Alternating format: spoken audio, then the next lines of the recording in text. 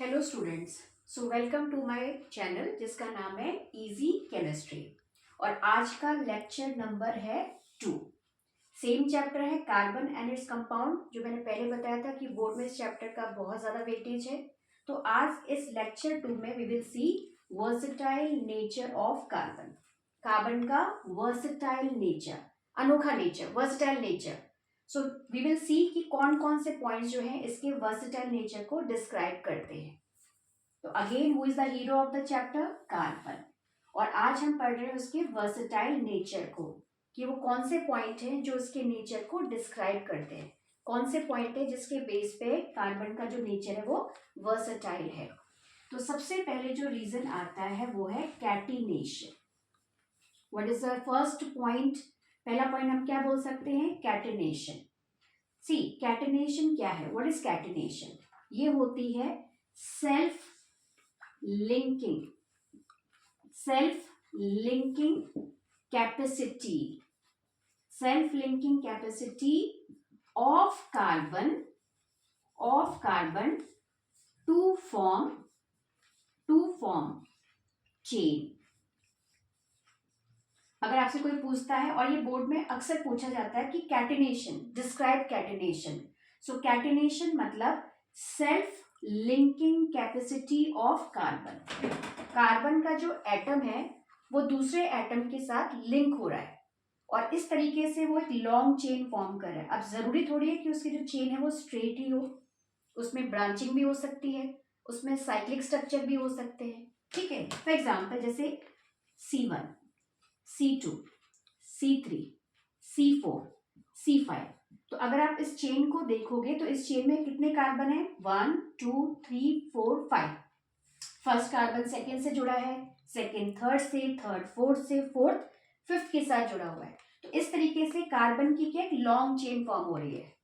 इसमें इस चेन में, इस एग्जांपल में क्या नजर आ रहा है कि जो कार्बन के एटम्स है वो एक दूसरे के साथ लिंक बना रहे हैं और इस तरीके से हमें यहाँ पे एक स्ट्रेट चेन नजर आ रही है। This is a straight chain. ठीक है, तो स्ट्रेट चेन ऑफ कार्बन ये बन गई है। तो self linking capacity of carbon to form chain, straight chain बना ली। Take one more example. Suppose करो यहाँ पे कार्बन है C1, C2, C3, C4, C5। तो ये सारे कार्बन जो है वो सीधी चेन में है। अगर आप किसी भी कार्बन के साथ यहाँ पे ऐसे लिंक कर दोगे अनदर कार्बन, जरूरी कि एक ही नहीं, और भी कार्बन लिंक हो सकते हैं, जितने चाहे आप इसको कॉम्प्लिकेटेड कर सकते हो। मैं आपको बहुत सिंपल एग्जांपल दे रही हूँ जिसमें 5 कार्बन सीधे हैं और एक कार्बन क्या है? सेकेंड कार्बन से अटैच है। सो इसे हम बोलते हैं ब्रांच। इसकी क्या हो गई? ब्रांचिंग हो गई। So this is a compound which has branching. तो ये भी कैटिनेशन का एग्जांपल हो सकता है। Now take one more example. See carbon carbon carbon carbon, एक और कार्बन और वन मोर कार्बन। अब इस स्ट्रक्चर को आप ध्यान से देखिए। इसमें 1 2 3 4 5 6 कार्बन है, but how these 6 carbon are connected? They are connected with each other and forming a ring.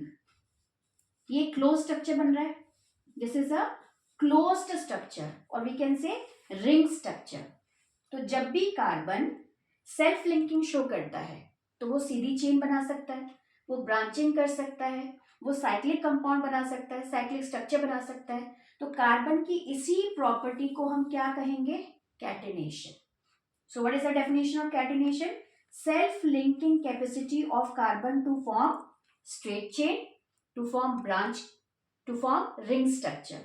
I hope आपको ये समझ में आया कैटिनेशन। नाउ कैटिनेशन के बाद जो इसके वर्सेटाइल नेचर को दूसरा पॉइंट डिस्क्राइब करता है वो है टेट्रावैलेंट नेचर। ठीक है, कार्बन का टेट्रावैलेंट या टेट्रावैलेंसी ऑफ कार्बन। आपको पता है कि कार्बन का एटॉमिक नंबर है 6 और इसका EC that is electronic configuration क्या है?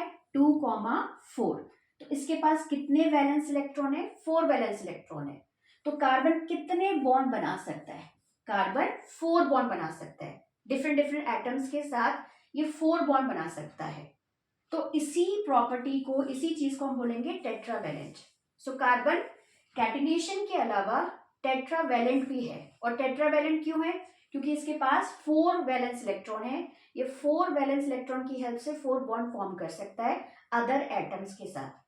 अब कार्बन किस किस के साथ बॉन्ड, आपने देखा होगा बहुत सारे कंपाउंड्स होते हैं कार्बन के। तो कार्बन जो है वो हाइड्रोजन के साथ भी बॉन्ड बना सकता है, कार्बन जो है वो ऑक्सीजन के साथ भी बॉन्ड बना सकता है, कार्बन जो है वो नाइट्रोजन के साथ भी बॉन्ड बना सकता है, कार्बन जो है वो सल्फर के साथ भी बॉन्ड बना सकता है, कार्बन जो है वो क्लोरीन के साथ भी बॉन्ड बना सकता है, और बहुत सारे एलिमेंट्स हैं जिनके साथ कार्बन बॉन्डिंग शो करता है। इसके अलावा एक और पॉइंट है, जब कार्बन बॉन्डिंग करता है तो उसका जो बॉन्ड होता है कंपाउंड में काफी स्ट्रांग होता है। ठीक है, कार्बन जब बॉन्डिंग शो करता है दूसरे एलिमेंट्स के साथ, सो वो बॉन्ड कैसा होता है? स्ट्रांग बॉन्ड होता है। अब इसका रीजन क्या है? इसका रीजन है small size of the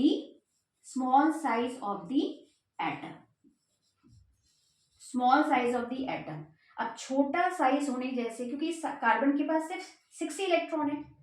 okay, तो कार्बन का जो साइज है बहुत छोटा है। तो छोटा साइज होने जैसे क्या होगा कि जो कार्बन है उसका जो न्यूक्लियस है वो शेयर्ड इलेक्ट्रॉन्स को क्या करेगा? शेयर्ड इलेक्ट्रॉन मतलब दूसरे इलेक्ट्रॉन से जो शेयरिंग हो रही है उसको टाइटली होल्ड कर सकता है। तो सब कुछ होल्डिंग पर डिपेंड करता है। तो ये जो होल्डिंग होगी साइज की वजह से ये स्ट्रांग होगी। तो इसी होल्डिंग की जैसे जब कार्बन दूसरे एलिमेंट के साथ जुड़ेगा, बॉन्ड शो करेगा, तो बॉन्ड कैसा होगा? स्ट्रांग बॉन्ड होगा। तो इस तरीके से आप जब भी बोर्ड में क्वेश्चन आता है कि वो कौन से पॉइंट्स है, what are the points which describe the versatile nature of the carbon, और ये अक्सर पूछा जाता है पेपर में कि give the points which describe the versatile nature of carbon. तो आप यू कैन एक्सप्लेन कैटिनेशन बता सकते हैं, टेट्रावैलेंसी बता सकते हैं, and you can also describe about the small size of the atom.